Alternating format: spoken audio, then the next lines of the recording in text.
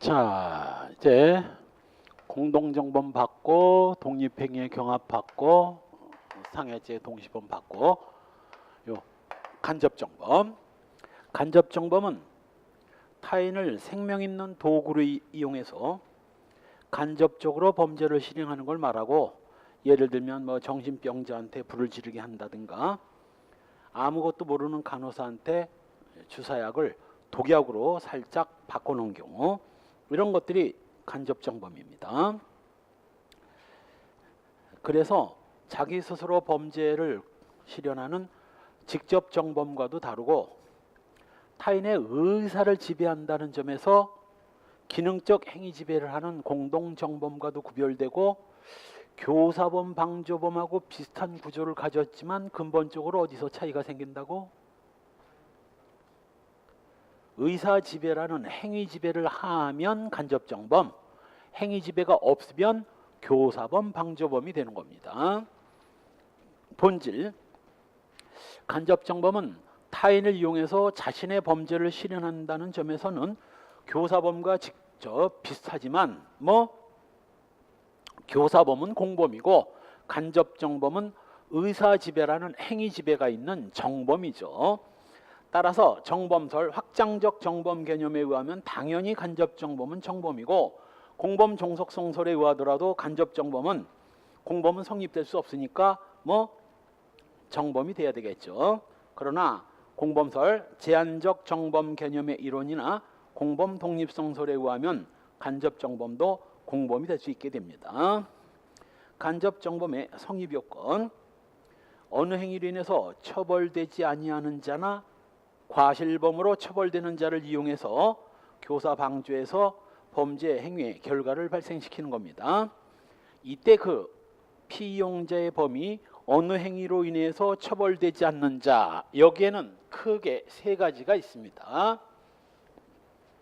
범죄 요소가 세 개이듯이 처벌되지 않는 경우도 세 가지가 있는 거예요. A가 B를 이용해서 갑을 죽였는데 B의 행위가 구속요건에 해당되지 않는 경우도 있고, 구속요건에는 해당되지만 위법하지 않은 경우도 있고, 구속요건 위법성도 갖췄지만 책임이 없는 경우도 있습니다. 내가 간접정범의 예로서 몇 번 예로들은 바로 정신이상자한테 총을 주고 갑하고 총싸움 장난이나 한번 해봐라. 이게 바로 책임 없는 자의 행위를 이용한 경우고, 위법하지 않은 행위를 이용한 대표적인 판례가 하나 있습니다. 경찰관이 검사한테 이 피의자 A가 죄를 짓지도 않았는데 죄를 졌다고 허위의 자료를 꾸며가지고 영장을 청구하는 바람에, 구속영장을 청구하는 바람에 검사는 경찰만만 믿고 판사한테 영장을 청구해서 영장이 발부되니까 그걸로 구속이 돼버렸다면 바로 A를 강제로 가두는 것이 감금죄의 구속요건에는 해당되지만 위법성이 조각되죠. 위법성 조각 사유 중에 어디에 해당되는 거야? 맨 뒤에. 정당행위, 정당방위, 긴급피난, 자구행위, 피해자 승낙에 의한 행위. 정당행위죠. 정당행위 중에서도 법령의 정당행위 불러봐. 세 덩어리.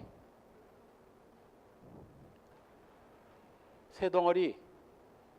법령, 사회상규, 업무.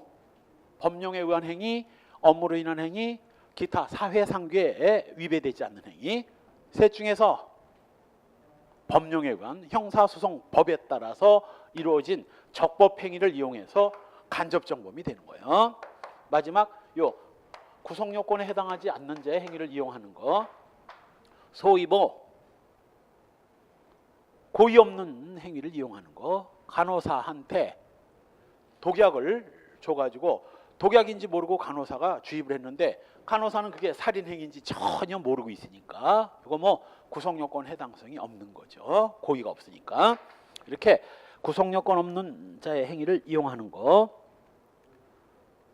객관적 구성 요건에 해당하지 아니하거나 니은 고의 없는 행위를 이용하는 거 간호사 얘기도 여기에 해당되는 거예요. 다음 페이지에 신분이나 목적 없는 제 행위를 이용하는 거. 시험에 나왔어요. 내란 목적을 가진 자가 내란 목적이 없는 자를 이용해서 내란죄 간접정범 범할 수 있다 없다? 있다. 그래서 전두환이가 내란 목적을 가지고 전혀 내란 목적이 없는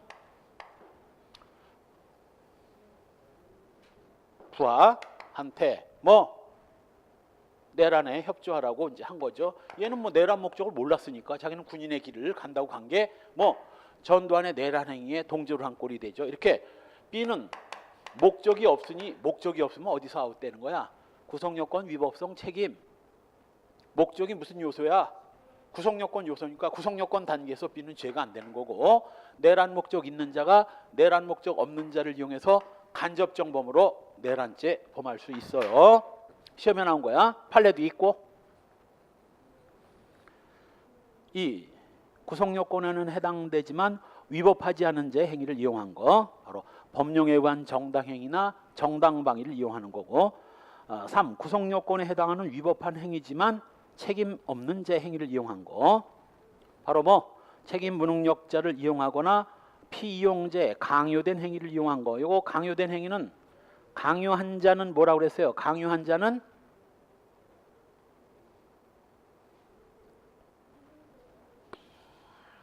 셋 다 중요하다고 했지. A가 B의 딸을 납치해다가 갑집에 가서 국볶음 문화재를 훔쳐오지 않으면 딸을 죽여버리겠다고 해서 B가 갑집에 가서 국볶음 문화재를 훔쳐다 A한테 갖다 준 거. 강요를 한 자는 무슨 죄? 죄책이 어떻게 돼요? 교사. 간접정범이지. B는 절도죄 구성요건에 해당하고 위법하지만 책임이 조각되는 겁니다. 제한종속 형식에 의하면 교사가 되겠지만 34조 형법 34조 규정에 의해서 뭐 B는 책임이 조각돼서 무죄, A는 절도죄의 간접정범. 중요하다고 그랬잖아요. 얘는 무죄인데 어디에서? 책임에서 무죄. 그래서 갑은 B한테 정당방위 할 수 있다 없다? 있다. 왜? 위법은 하니까. 위법성은 갖췄으니까 정당방위 가능하다. 셋 다 중요하다고 했어요. 셋 다.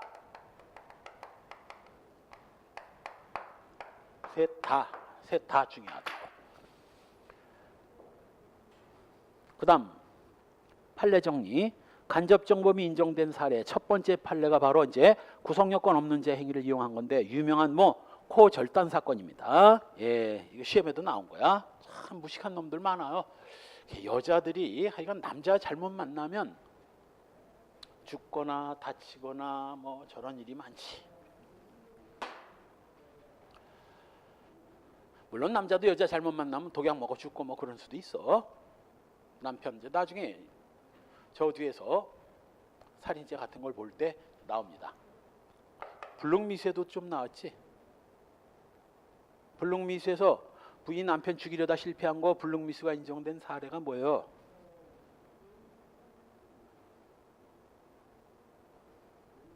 독약의 일종을 먹이려다 토해내는 바람에 안 죽은 사건. 그 독약이 뭐였어요? 시험에 나온 거잖아. 부자달인물 임금님 사약으로 쓰는 재료. 그거 남편 먹이려다가 남편이 토해내는 바람에 안 죽은 거 아니에요.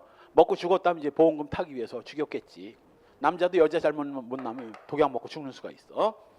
그리고 이 책에선 판례가 엄청 빠졌는데 전부 농약 먹여 죽이려다가 국에 타가지고 먹이려다가 냄새나서 실패하고, 쥐약 먹여 죽이려다 실패하고, 이런 사건들이 몇 개 더 있었어. 전부 다 불능미수로 인정한 사례들이에요.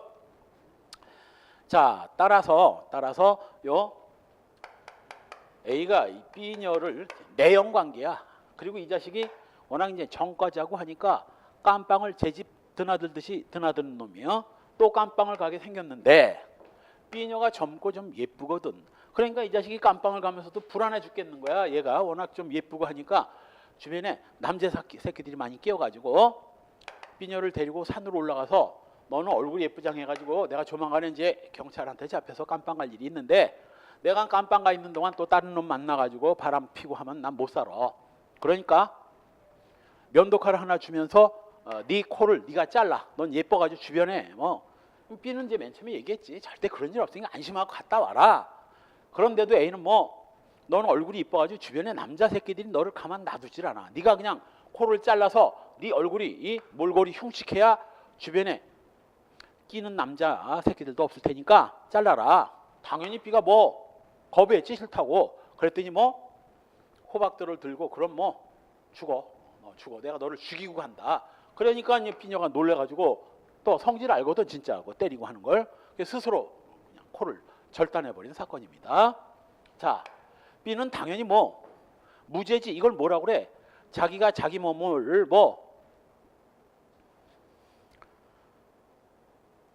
상처를 입히는 거. 자기가 자기 몸을 죽이는 게 자살이라면 자기가 자기 몸에 상해를 가하는 걸 자상이라고 합니다. 자상. 스스로 자기 몸에 상해를 입힌 거지. 당연히 무죄지. 왜 무죄야? 구속요건 위법 책임. 구속요건 단계에서 자살 구속요건 없듯이 자상 구속요건 없습니다. 이때 바로 호박돌로 쳐 죽인다고 하면서 스스로 자상하도록 한 요 A가 뭐가 되는 거야? 시험에 나온 거야. 중상해죄 간접정범. 코 정도 잘랐다면 이건 중상해입니다. 신체 기능에 현저한 불구불치에 이르렀으니까 이거 중상해죄 간접정범으로 처벌했어요. 무슨 놈이지? 한편 명인을 기망해서 문서를 작성한 거 사문서 위조죄 간접정범인데 이게 이제 A가 시각장애인 B한테 헬스클럽 입회원서다. 시각장애라고 운동 안 하고 맨날 집안에 있으면 죽는다. 일찍 죽는다. 그러니까 시각장애인도 열심히 운동을 해야 건강하고 오래 살지. 헬스클럽에 가야 된다고 하면서 헬스클럽 입회원서에 대해 사인하라고 그랬더니 B가 그냥 사인을 한 거야. 그런데 사실은 그 문서는 헬스클럽 가입 원서가 아니라 차용증. B가 A한테 1억을 빌린다는 1억짜리 차용증이었던 거예요. B가 헬스클럽 입회 원서가 아니라 차용증이라는 사실을 알았더라면 절대 여기다 서명했을 리가 없겠죠. 이거 사문서 위조죄 간접정범이 되는 겁니다. 그 다음 판례도 시험에 나왔어요. 정유회사 사장이 국회의원한테 후원금을 주려고 했는데 후원금도 한계가 있어요. 액수가 매년 조금씩 변하는데 1년에 5천만 원이 5천만 원 한계가 있어. 그 이상은 못해. 하고 싶으면 다른 국회의원을 해야 돼. 그래서 노무현이가 멋진 사람인 이유가 보통 정치는 절대 이렇게 못해. 그 노무현 도와주다가 또 조사받고 뭐라 그래? 머리에 암 생겨가지고 죽은 친구 있습니다. 저기 무슨 방직회사 사장 노무현 돈 대준 사람. 이 사람이 노무현이가 국회의원 시절부터 너무 괜찮은 사람이라서 단도직입적으로 이제 전혀 생판 모르는데 노무현 사무실로 찾아간 거야 사장이. 그러면서 뭐라고? 당신 정치인으로선 진짜 쓰레기 정치인들과 다른 것 같으니까 내가 지원해 주겠습니다. 1년 내가 최대한 많이 하고 싶은데 얼마 정도 가능하냐라고 물어봤더니 노무현 법을 잘 아니까 그때 당시 5천만 원인가 500만 원인가 5천만 원 정도 된 것 같아요. 최대가 5천만 원이다. 그리고 매년 5천만 원씩만 딱 지원을 한 거야. 보통 정치인이란 뭐야? 아이고 걱정 마십시오. 그냥 5억이건 50억이건 다 주십시오. 알아서 처리해 줄 때. 그리고 이제 문서 위조하고 막 이지랄 할 텐데 노무현이는 딱 5천만 원만 받고 그 이상은 안 받았다는 얘기야. 더 해주고 싶어도 법을 어기는 거니까. 그냥 사람들이 제대로 된 인간들이지, 바로 이런 사람들이. 나중에 인간도 이제 노무현 죽고 나서 뭐 하여간 이명박 시절에 노무현하고 이 옷깃만 스친 것들은 전부 그냥 먼지 털기식으로 털었다는 거야. 수사받다가 결국 암 걸려서 죽었잖아. 열 받아가지고 암 걸려서. 그러니까 이 양아치 국회의원이 사장으로부터 이제 정치 후원금을 받아야 되는데 5천만 원 이상 받으면 안 되거든. 그러니까 이 이상을 받기 위해서 무슨 짓을 해?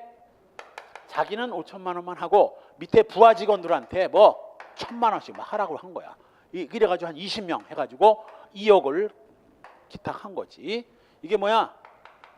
결국은 한 회사에서 이게 뭐 직원 돈이야? 회사 돈으로 한 거지. 결국은 뭐 2억 5천 불법 정치 후원금을 지원한 꼴이 된 거야. 얘들이 뭘 알겠어? 1,000만 원 주면서 가서 국회의원 갖다 정치 후원금 내라고 하니까 그냥 회사에서 시키는 대로 갖다 낸 거지. 요게 바로 뭐가 된 거야? 요게 정치자금법 위반죄의 간접정범. 얘들은 그 정치자금법을 위반한다는 생각이랑 아무것도 모르고 그냥 가서 내라고 그래서 낸 거 아닙니까? 정치자금법 위반죄의 간접정범이 된 겁니다. 역시 이 고의 없는 행위를 이용한 경우 역시 구속요건 해당성이 없는 행위죠. 바로 1번 유명한 판례입니다. 이것도 경찰서 보안과장이 음주운전을 눈감아 주기 위해서 보안과장 A가 갑의 음주운전을 눈감아 주기 위해서 이 폴리스완이 이 갑의 음주운전을 적발합니다. 번호 넘버가 먹혀요. 넘버가 찍혀요. 233번이라고 합시다. 갑 0.17 프로. 이걸 눈감아 주기 위해서 이 음주운전 적발 보고서를 그냥 찢어버리고 무슨 죄야 이거? 공문서 손괴죄야. 공용서류 손괴죄. 그리고 부하직원 P2로 하여금 일련 번호 똑같은 번호에다가 다른 사람의 음주 사실을 기록합니다. 0.16%. 그래가지고 P3한테 이걸 넘겼더니 P3는 당연히 뭐요? 233번에다가 누구를 적어야 되는데 갑 0.17을 적어야 되는데 얘들이 을 0.16이라고 그랬으니까 233번에다 을 0.16%를 적은 겁니다. 이게 뭐가 된 거야? 만약 이 인간이 자기도 알면서 갑이라고 적어야 될 걸 을이라고 적었다면 원래 P3는 무슨 죄인데 허위공문서 작성죄인데 얘는 몰랐거든. 과실 허위공문서 작성이 된 것이고 무죄야. 허위공문서 작성죄는 과실범위 없기 때문에. 잠깐 점심시간에 여학생 둘이 막 물 먹다가 뭘 하나 다른 학생이 떨어뜨렸더니 이거 파손죄, 무슨 파손죄라고 하면서 국가물건 파손죄라고 막 하더라고. 공무원 학생인 것 같아요. 개풀도 모르니까 그렇지 일부러 했다면 모를까. 실수를 하는 건 손괴죄는 과실범위 없다고 그랬죠. 무죄입니다. 다만 망가진 만큼 뭐 돈을 물어내는 수는 있겠지만 형법상 무슨 뭐 파손죄, 손괴죄라는 범죄는 없어요. 과실손괴죄는. 따라서 이거 공용서류 무효죄에다가 이거 허위공문서 작성인데 과실 허위공문서 작성죄는 없으니까 얘는 구속요건 단계에서 뭐가 없으니까 고의가 없으니까 무죄가 되는 거고 이놈이 뭐가 되는 거야? 이게 P3한테 가짜 적발 보고서를 보냄으로써 233번에다가 갑이 아닌 을의 음주 사실을 기록하게 한 이 A가 뭐가 되는 거야? 허위공문서 작성죄의 간접정범이 된 겁니다. 역시 이 튀김용 기름의 제조 허가도 없이 튀김용 기름을 제조할 범위 하에 식용유 제조에 범위 없는 자를 이용해서 튀김용 기름을 제조했다면 범위 없다면 고의가 없는 거고 고의 없는 자를 이용했기 때문에 이거 뭐 간접정범이 되는 거죠. 무허가 제조죄의 간접정범. 다음 페이지에 이것도 시험에 나온 거죠. 3번 카드 소지인이 점원에게 자신이 위 금액을 정정 기재할 수 있는 양 기망해서 거래된 물품 금액대로 카드의 금액란을 정정 기재한 경우 유가증권 변조죄 간접정범. 이 카드가 신용카드가 아니라 나중에 재산범죄에서 배웁니다. 외환은행 소비조합의 신용카드는 크레딧 카드 신용카드가 아니라 이 크레딧 카드는 우리나라에 들어온 지 이거 불과 한 20, 30년밖에 안 됐어요. 그전엔 신용카드라는 게 없었어요. 신용카드가 없던 시절에 외환은행 소비조합 조합원들한테 상품권, 그 상품권을 교부하면서 이건 외환은행 소비조합이 운영하는 상점에 가서 상품권 X만큼 구입을 할 수 있어. 근데 일반 상점보다 훨씬 가격이 저렴하지. 그래서 7만 원어치 상품권, 신용카드라고 불렀지만 상품권에 해당되는 거야. 이걸 들고 점포에 가서 7만 원을 얼마로? 17만 원으로 고칠 수 있다고 하면서 17만 원어치를 구입하고 직원으로 하여금 앞에다 일자 써도 괜찮다. 이거 자기 사고 싶은 만큼 사서 쓰라고 그랬다. 그래가지고 B가 그래요? 그리고 앞에다 일자를 건드린 거지.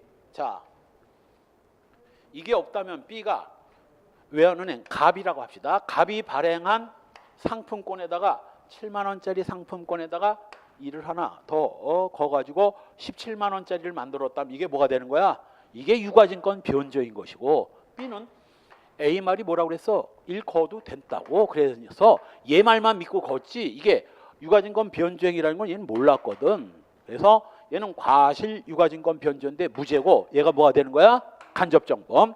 유가증권 변조죄 간접정범이 된 겁니다. 4. 허위인정을 모르는 상사로 하여금 초안 내용이 진실한 것으로 오신케해서 서명 날인케 한 거. 이거랑 똑같아. 이건 상사나 뭐 이거 경찰 보안과장이나 똑같아. 상사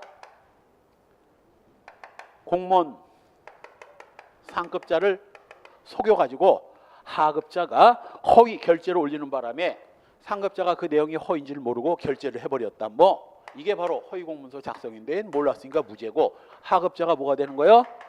허위공문서 작성죄 간접정범입니다. 주의해야 될 것은 나중에 문서에 관한 죄에서 보겠지만 적어도 얘는 공무원이어야 돼요.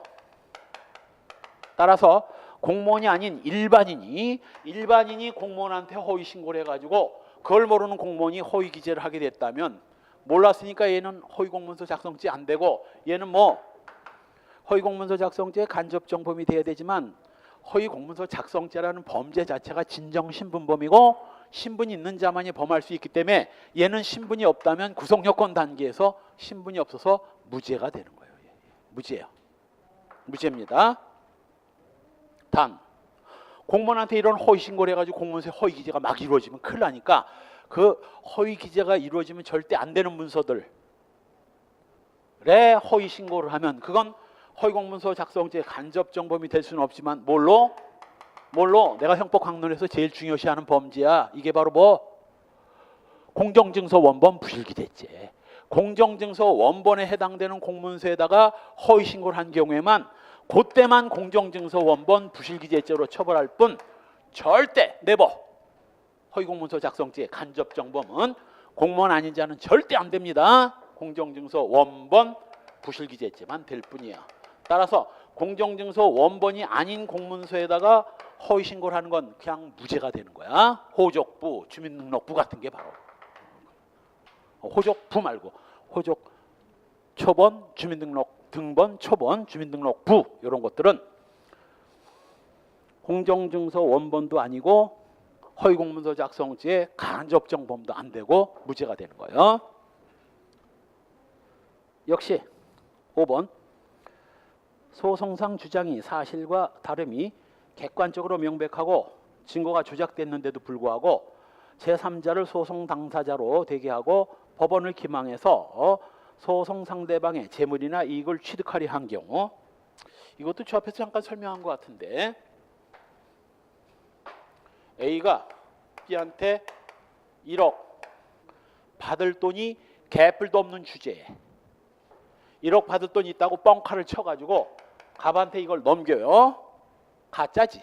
갑은 뻥이라는 걸 모르고 1억이라는 빚을 안 갖고 있는 B가 어이가 없으니까 당연히 내가 가르쳐준 대로 뭐 그 돈 받고 싶으면 얘한테 넘겨받았으니까 이거 채권 양도라고 하는데 갑이 A로부터 B에 대한 채권을 넘겨받았으니 뭐 B를 상대로 1억 갚으라고 소송을 거는 거지. 알고도 걸었다면 이게 소송 사기지만 얘는 몰랐어. 과실 사기죄는 죄가 안 되니까 구속요건 단계에서 얘는 무죄. 얘가 뭐가 되는 거야? 소송 사기죄 간접정범. 요놈이 소송 사기죄 간접정범이 되는 겁니다.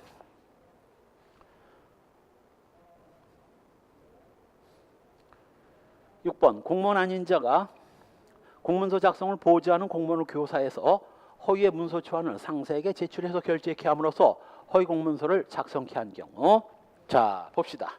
요 A를 갑이 사주를 해요. 허위 결제를 올려가지고 네 상사 P3 명의의 문서를 만들어 달라 부탁을 받고 당연히 돈도 좀 받았겠지. 그래서 A가 허위 결제를 올려가지고 P3가 속아가지고 결제를 하는 바람에 뭐 P3 명의의 허위 기재가 이루어졌다면, 알고도 그랬다면 허위 공문서 작성, 몰랐다면 얘는 무죄, 얘는 뭐 간접정범, 허위 공문서 작성죄의 간접정범, 얘는 그 간접정범의 교사범. 이게 예비군과 방위병, 예비군 중대장 사건입니다. 시험에 나왔어. 이것도 예비군, 방위병, 예비군 중대장 사건, 훈련 참가 확인서 발급 신청 사건이었어요. 7. 보증인이 아닌 자가 허위 보증서 작성에 고의가 없는 보증인들을 이용해서 허위의 보증서를 작성케 한 경우, 이건 부동산 소유권 이전 등기에 관한 특별조치법 위반죄의 간접정범이 성립하는 거고요. 3. 목적 없는 자 행위를 이용한 경우, 내가 얘기했죠? 내란 목적을 갖고 있는 자가 두 번째 줄 중간 국헌 문란의 목적을 달성하기 위해서 그러한 목적이 없는 대통령을 이용해서 이루어진 경우, 이거 내란죄 간접정범 됩니다. 이 멍청한 대통령이 최규하지 뭐야, 최규하. 최규하로 하여금 비상계엄을 선포하도록 하고, 비상계엄을 선포한 다음 뭐 전두환이가 12.12 사태를 일으키고 광주 5.18을 일으킨 거 아닙니까? 이 출판물에 의한 명예훼손죄는 뭐 비방할 목적으로 출판물에 허위 또는 진실인 사실을 기재하는 겁니다. 반드시 비방할 목적이 있어야 되기 때문에 비방 목적 있는 자가 비방 목적 없는 자를 이용해서 간접정범으로 범할 수 있습니다. 3. 위법하지 않은 행위를 이용한 거. 아까 얘기했던 뭐 경찰관이 세 번째 줄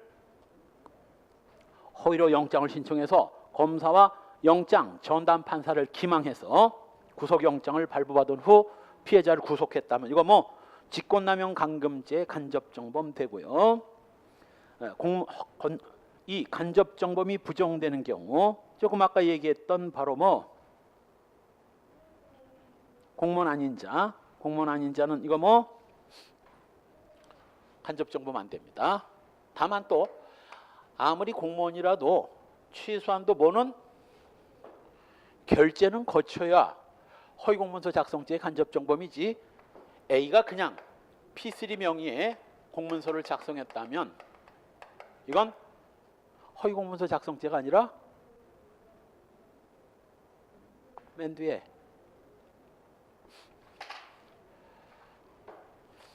좋아 나중에 문서에 관한 죄에서 배울 겁니다.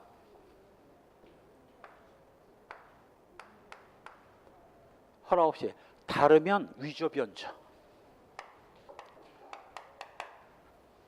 같은데 내용이 허위인 경우에는 작성 변개. 그래서 같으면 작성 변개, 다르면 위변조. 뭐 공문서 위조가 되는 거야. 공문서 위조. 그래서 그냥 A가 허락 없이 P3 명의의 공문서를 만들어냈다면 공문서 위조. 만약 P3가 개인이라면 뭐 사문서 위조. 또 P3 명의의 문서에다 손을 댔다면 뭐 사문서 변조, 공문서 변조가 되는 거고, P3 자기 명의의 문서에다 허위 기재를 하면 뭐가 되는 거야? 허위 작성죄. 허위로 변경을 가하면 허위 변개죄.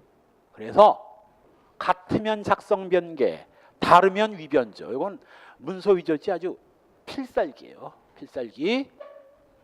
그리고 이제 비슷한데 아닌 경우가 있거든. 이걸 이제 쪼개봐야 돼. 그건 나중에 와서 하나씩 쪼개보기로 하고. 이건 기본 나가리야. 기본 나가리. 다르면 위변조, 같으면 작성 변경. 따라서 A가 결제를 올리지 않은 채 그냥 P3 명의의 문서를 만들었다면 그냥 공문서 위조이지 개뿔 허위 공문서 작성죄 간접 정범은 이런 경우에만 성립되는 거예요. 결제를 받았을 때. 안 받았으면 공문서 위조야. 그래서 세 번째 줄 중간 업무 보조자인 공무원이 위임의 취지에 반해서 공문서 용지에 허위 내용을 기재하고 보관하고 있던 작성권자의 직인을 날인했다면 이건 뭐 다음 페이지에 이건 공문서 위조야. 결제를 안 거쳤기 때문에 공문서 위조가 되는 겁니다. 한편 2번도 시험에 나왔어요. 이것도 이제 A가 D가 A 회사로부터 의료기기를 하나 구입을 했어요. 근데 이 의료기기가 굉장히 비싸거든. 치과 왜 이 앉는 의자 그거 하나만 해도 몇 억씩 해요. 몇 억씩은 안 하나? 한 몇 억, 1, 2억은 할 걸 아마? 치과 그 의자 하나? 하물며 다른 의료기는 오죽하겠어? 그래서 의료기 회사에서 의료기를 구입했는데 이게 영 실망이야. 뭐 작동도 잘 안 되는 것 같고 뭐 그래서 회사에다가 나 이거 마음에 안 든다. 돈 돌려달라고 그랬더니 잘 안 돌려주지. 물건 팔아먹은 회사에서 잘 안 주려고 하지. 그러니까 국회의원한테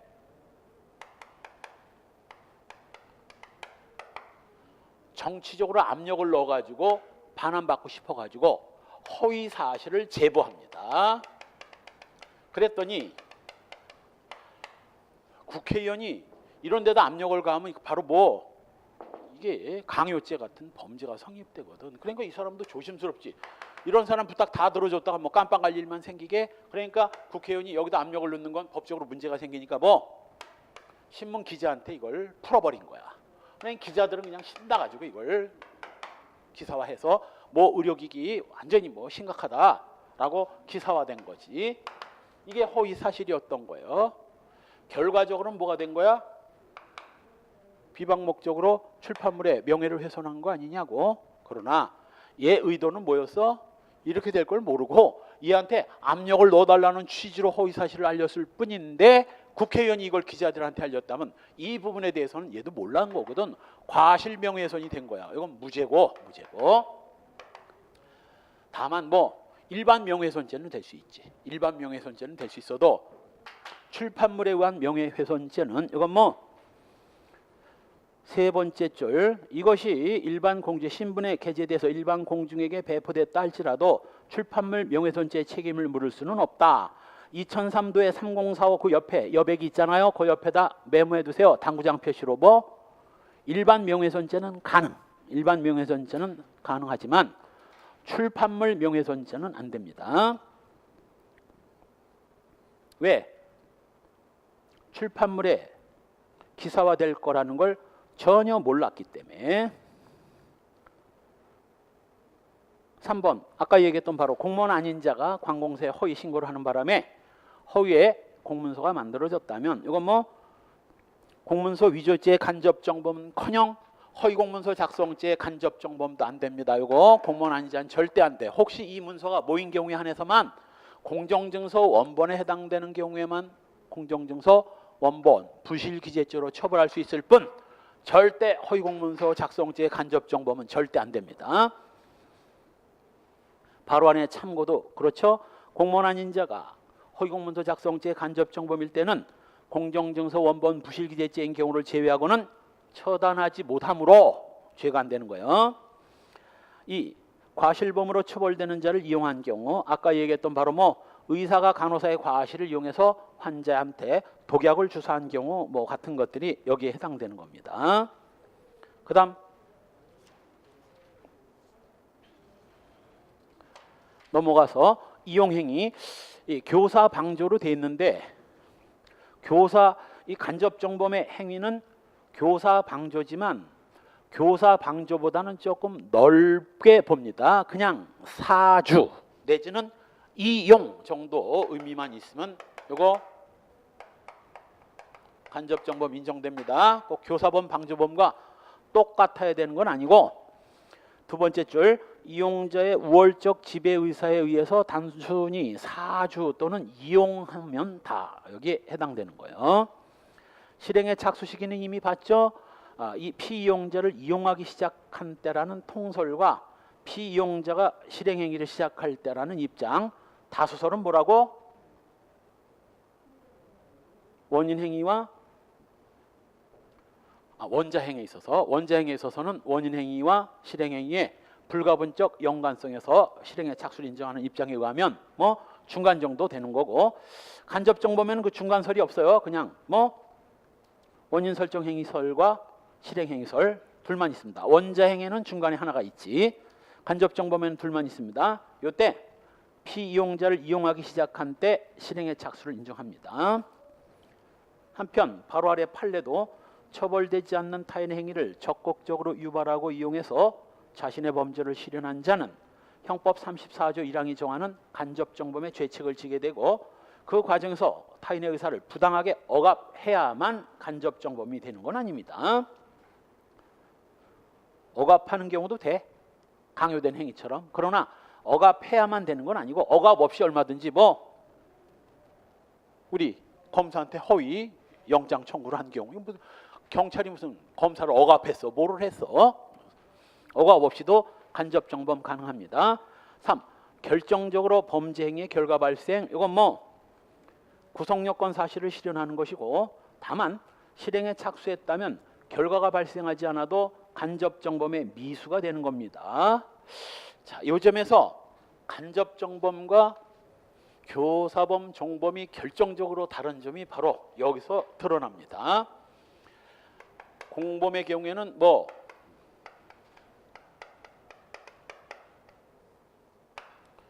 공범의 미수, 특히 교사의 미수는 어떻게 된다고? 미수범이 아니라 실패한 교사와 효과 없는 교사는 어떻게 처리하도록 돼 있어요? 예비음모로 처벌하도록 돼 있죠. 그러나 이건 공범이기 때문에 그런 거고, 간접정범은 어디까지나 뭐니까? 정범이니까. 간접정범의 미수는 예비음모가 아니라 그냥 미수가 되는 거야. 이건 이미 원자행을 볼 때 봤어요.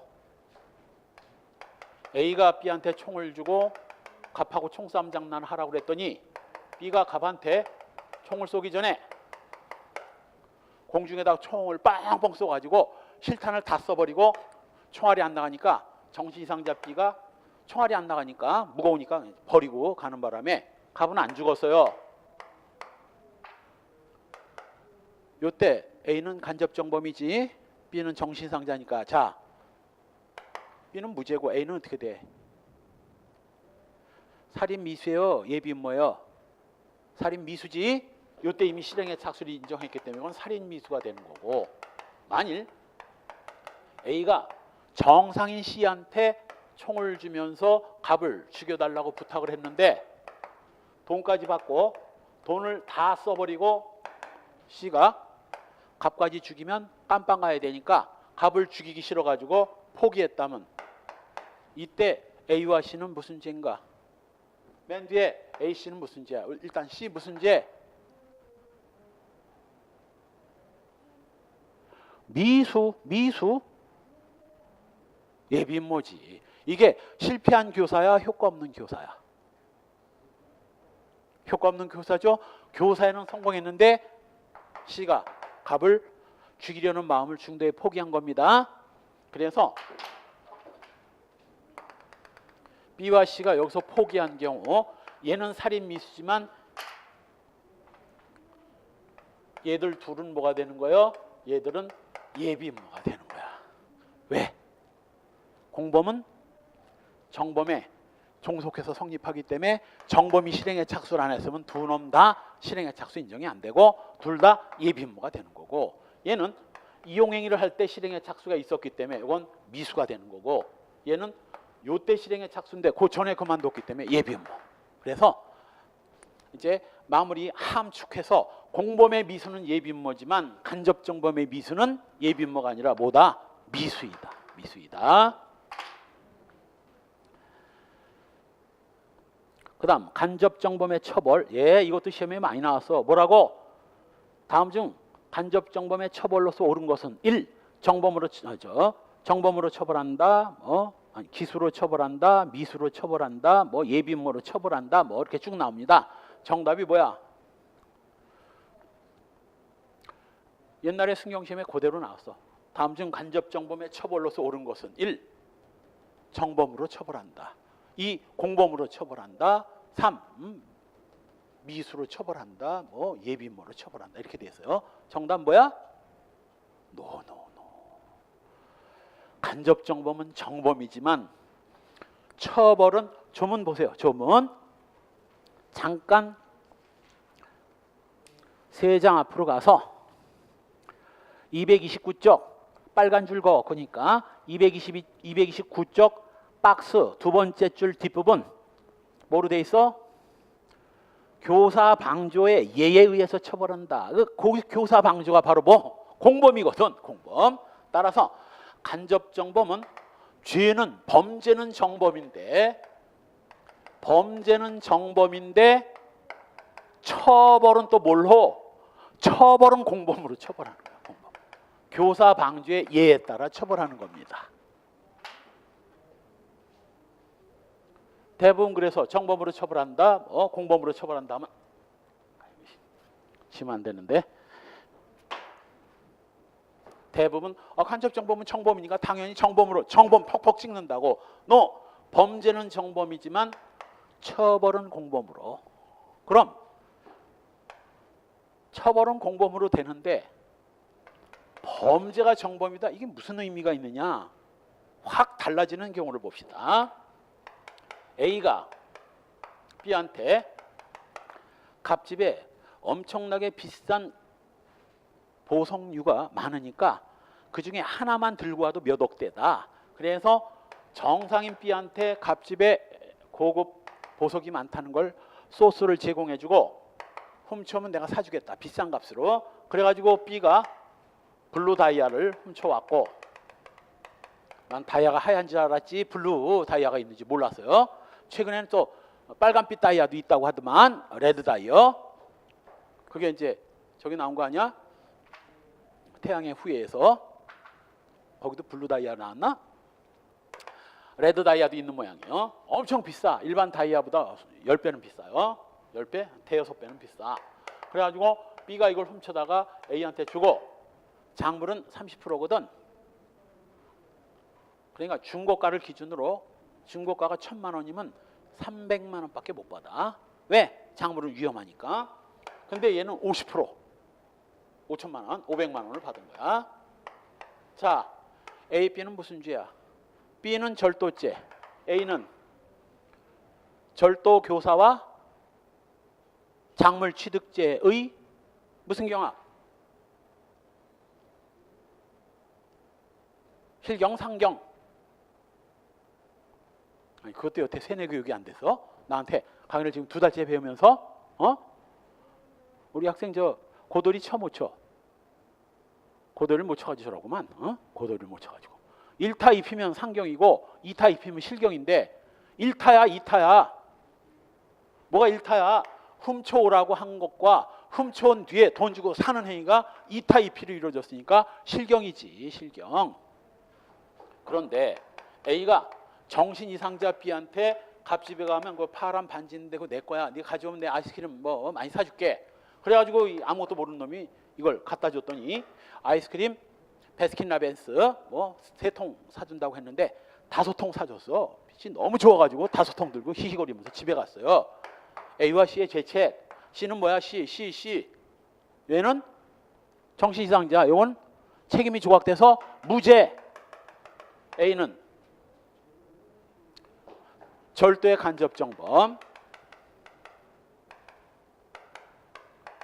얘가 가져온 반지 취득한 거 이거 작물죄 된다 안 된다? 작물 취득죄 된다 안 된다? 안 된다. 왜? 작물죄라는 범죄는 정범한테는 성립될 수 없는 범죄야. 이건 시험 문제 20번은 나온 거야. 20번. 정범한테는 절대 성립될 수 없는 범죄가 있어요. 바로 저 작물죄. 절도죄의 정범한테는 작물죄 안 돼. 그러니까 만약 A가 갑집에 가서 다이아 반지 훔쳐가지고 A가 차고 다녔습니다. 절도죄 외에 작물죄 돼 안 돼? 안 돼. 그냥 절도죄만 되는 거야. 절대 작물죄라는 범죄는 없고, 조금 아까 봤던 범인 은닉도피도 정범이 범죄를 저지르고 범인 은닉도피, 자기가 도망가고 하는 건 죄가 안 돼요. 남을 도와주면 혹시 모를까. 또 증거인멸죄. 사람을 죽일 때 사용한 칼 같은 걸 버린다든가 이런 것들은 증거인멸인데 안 된다고.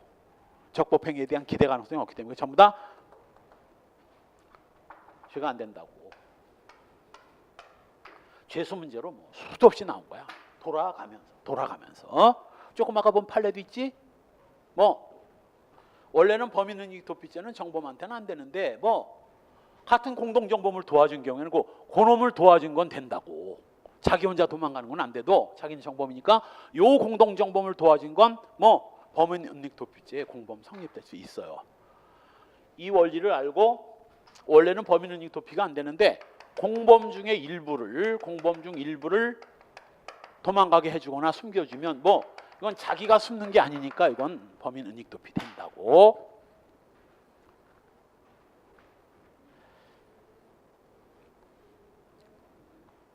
자, 따라서 간접정범도 죄는 정범이지만, 자 여기서 이제 간접정범의 정범의 포스가 나오지. 공범과 정범의 차이점. 정범한테는 뭐가 안 된다? 작물죄 안 된다. 얘도 정범인 이상 정범으로서의 포스는 갖고 있는 거야. 작물죄 안 됩니다. 얘는 작물죄 돼. 교사범뿐만 아니라 작물취득죄도 되지. 실경이 되죠. 이 차이야. 정범이 되느냐 안 되느냐의 차이입니다. 그 대신 썩어도 준치라고 간접정범도 정범이지만, 썩어도 준치 정범이라서 작물죄가 안 되지만, 그 대신 처벌은 또 뭘로? 공범으로 처벌된다는 거 명심하세요. 한편 간접정범과 착오, 이건 피이용자의 성질에 대한 착오는 저 뒤에서 공범의 착오를 볼 때 같이 볼 거고, 실행행위에 대한 착오, 피이용자가 실행행위의 착오를 일으킨 경우에는 사실의 착오 이론으로 해결하면 됩니다. 예컨대 A가 B한테, 정신 이상자 B한테 총을 주고 갑하고 총싸움 장난을 하라고 그랬더니 이 인간이 갑을 향해 쏘다가 갑 뒤에 있는 을이 맞아 죽었다는, 이게 소위 말하는 이거 착오 중에 어디에 해당돼?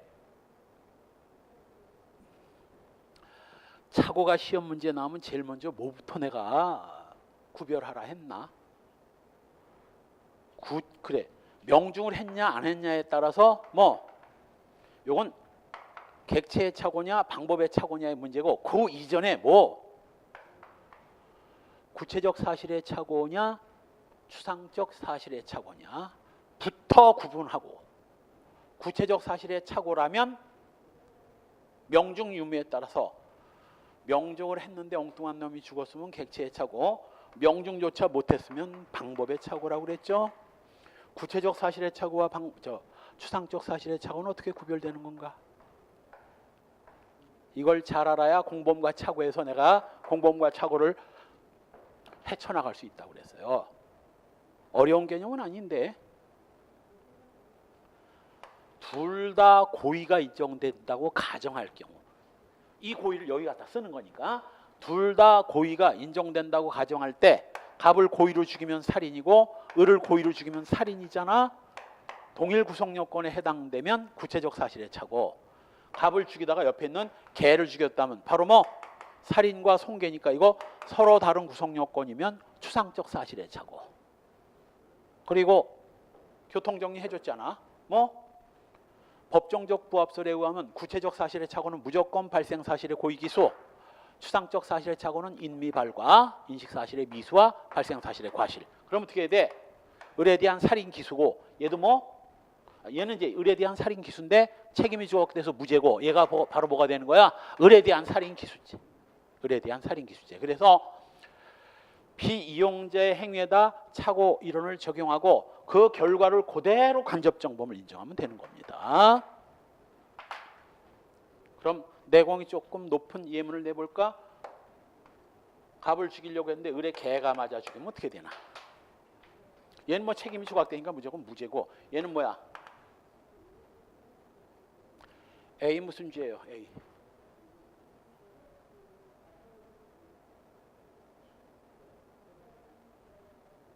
무죄.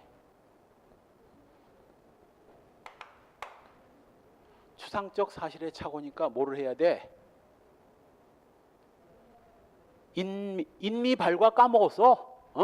여러분들은 인미발과 기억해두라고 그랬잖아.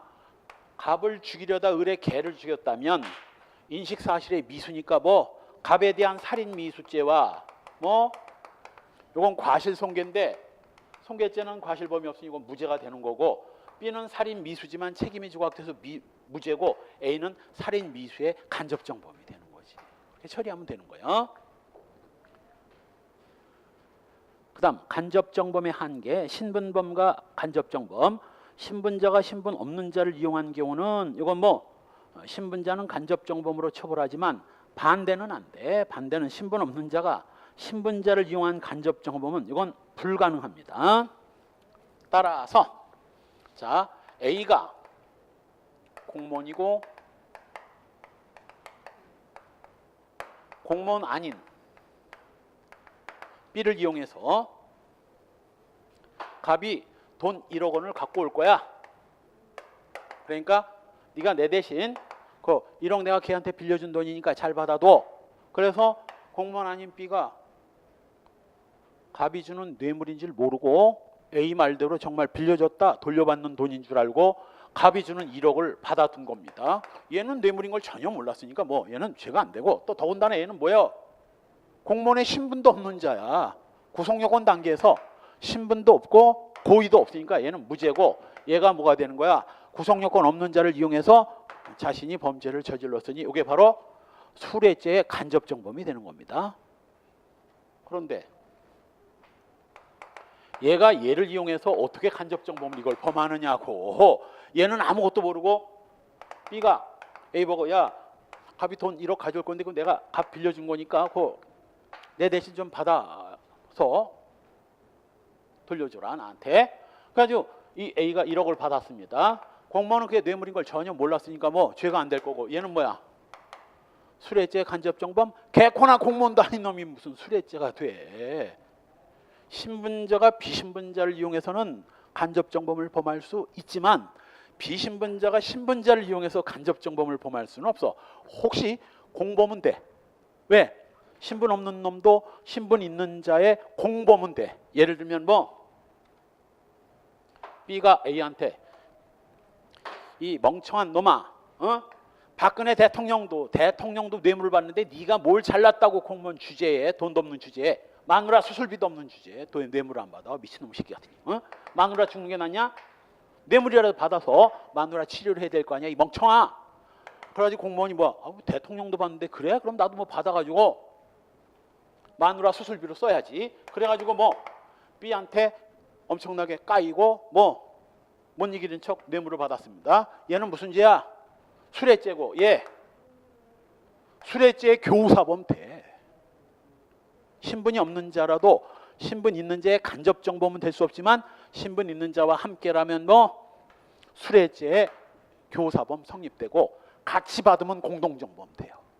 혼자서는 안 되지만 간접정범으로는 안 되지만 교사범, 방조범, 공동정범은 돼요. 아주 중요한 겁니다. 이것도. 한편 자수범은 애당초 간접정범이 불가능한 범죄라고 그랬죠. 간접정범 안 돼요. 자수범은. 한편 판례 발행인 아닌 자는 허위신고죄의 주체가 될 수 없고 이것도 똑같아. 이거랑 똑같습니다. 발행인이 발행인 아닌 자를 이용해서 뭐 허위신고죄를 범할 수는 있지만 발행인 아닌 놈이 발행인을 이용해서 허위신고죄라는 범죄를 범할 수는 없어. 왜? 허위신고는 발행인만이 신고하는 거기 때문에. 똑같은 논리지. 똑같은 논리. 마찬가지로 두 번째 줄, 선서 무능력자로 하여금 위증을 하게 합니다. 자, 아주 중요한 판례야. 별 팍팍 꺼놓고, 이건 교사범, 간접정범, 신분에 관한 여러 개가 걸쳐 있는 판례고 시험에 종종 나오는 겁니다. A가 선서 무능력자 B한테 사주를 해서 법정에서 B가 위증을 하게 만듭니다. 만일 선서 능력자를 돈을 주고 꼬드겨 가지고 위증을 하게 했다면 이때는 어떻게 되나? 선서라고 위증을 한 C는 뭐가 될 것이고 위증죄가 될 것이고 A는 돈까지 주면서 얘한테 위증을 해달라고 부탁한 A는 위증 교사가 되겠지 당연히. 그런데 B가 선서 무능력자이기 때문에 선서 무능력자는 선서를 하더라도 선서가 무효이고 위증죄 조문을 보면 선서한 증인이 허위 증언을 한 때는 처벌한다 이렇게 됐거든. 따라서 위증죄라는 범죄는 선서한 증인만이 범할 수 있기 때문에 선서 무능력자라면 선서한 증인이 될 수가 없고, 따라서 B는 무죄야. 구속요건 위법 책임 중에서 선서한 자가 아니니까 이건 구속요건 단계에서 무죄인 것이고, 얘가 구속요건 해당성이 없으니 얘는 교사범 될 수 있다 없다. 얘한테 부탁을 했어. 아이폰 10 줄 테니까 위증을 해달라고. 그랬더니 선서 무능력자는 16세 미만이거든. 이 고1 중3 되는 게 아이폰 10에 미쳐가지고 아이폰 10 받을 욕심에 위증을 한 거지. 얘는 구속요건 단계에서 죄가 안 되고, 얘는 뭐가 돼야 돼? 교사범 된다 안 된다? 안 돼. 왜? 제한 종속 형식에 의하면 최소한도 정범이 구속요건과 위법을 갖춰야 여기 종속해서 위증죄 교사범이 성립되는데, 개코나 정범이 구속요건을 갖추지 않는데 무슨 공범이 성립돼. 그럼 교사범이 안 되면 뭐가 돼야 되는데? 간접정범이 돼야 되는데, 위증죄 간접정범 조금 아까 봤잖아. 위증죄는 자수범이기 때문에 간접정범이라는 범죄 자체가 애당초 불가능한 거야. 무죄. 시험에 나왔어. 몇 번? 무죄야. 둘 다 무죄야. 둘 다 무죄야.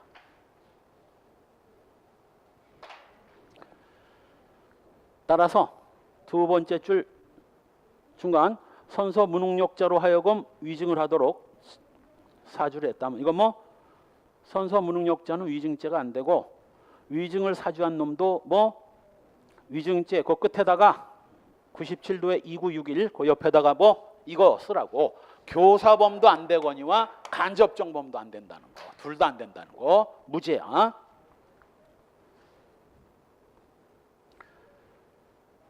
그 다음 나머지 두 판례는 그리 중요한 판례 아니니까 한번 읽어보고. 특수교사방조. 아까 공모 공동정범을 인정하는 우리 대법원 판례 다수설이 이 비판을 하면서 논거로 비판의 근거로 둔 것 중에 하나가 뭐예요?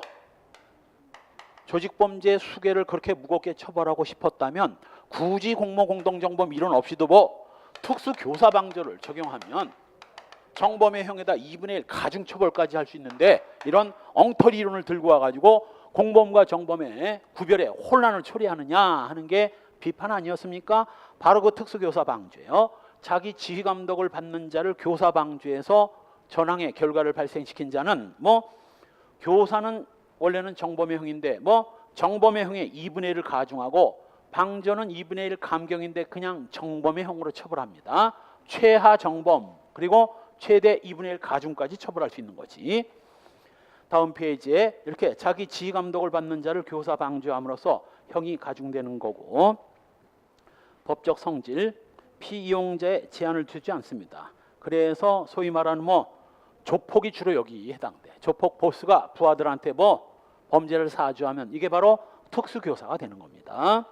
지휘감독의 근거는 법률은 물론 사실상 조폭처럼 지휘감독을 받고 있는 상태면 됩니다. 처벌, 교사는 2분의 1 가중, 방조는 정범의 형으로 처벌합니다. 자, 이로써 정범은 다 끝났고, 정범은 다 끝났고 조금 쉬었다가 공범으로 들어갑시다. 10분 쉬었다 갑시다.